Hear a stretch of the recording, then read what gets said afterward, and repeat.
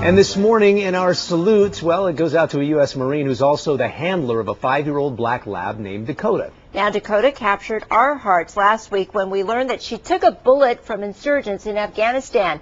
U.S. Marines were ambushed as they returned from a patrol outside of Marjah. Dakota was hit, and her handler, Lance Cpl Eric Devine, packed gauze in her wound and then held her up until the medevac came.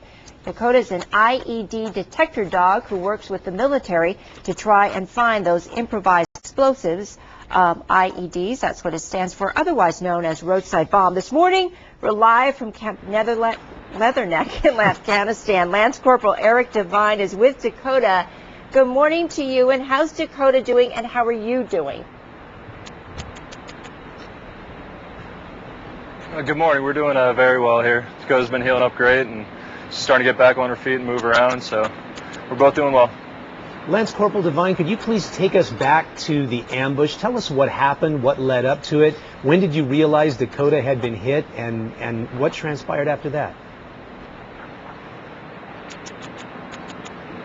We were in the western edge of Marjah searching compounds for weapons caches, IEDs, anything we could find.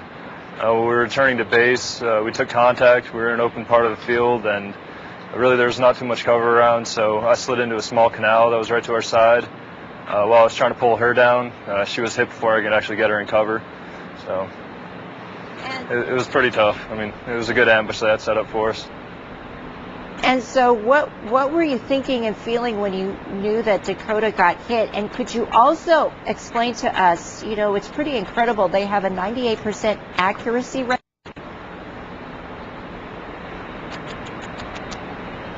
Yes, they do. These dogs, their noses are amazing. They can pretty much find anything from a couple pounds of explosives all the way up to 100 pounds. They're trained on source odors, so the smallest amount they can find. And when she got hit, it was pretty tough. I mean, I've been with her for so long. We're so close together that I saw her in that much pain. It was hard. It was really hard on both of us.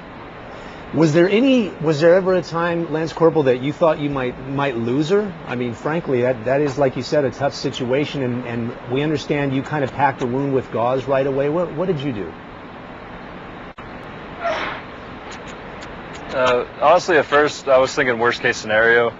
I wasn't sure what the extent of the wound was, but I knew it was bad. I saw the exit wound, and she was bleeding pretty bad. So it scared me really bad at first, but I treated her as best as I could with the help of our docs and a couple of the other guys that were there, and just packed the gauze in. It wasn't until actually we got back to the vets here on Leatherneck that I started to realize that she was going to be okay and survive.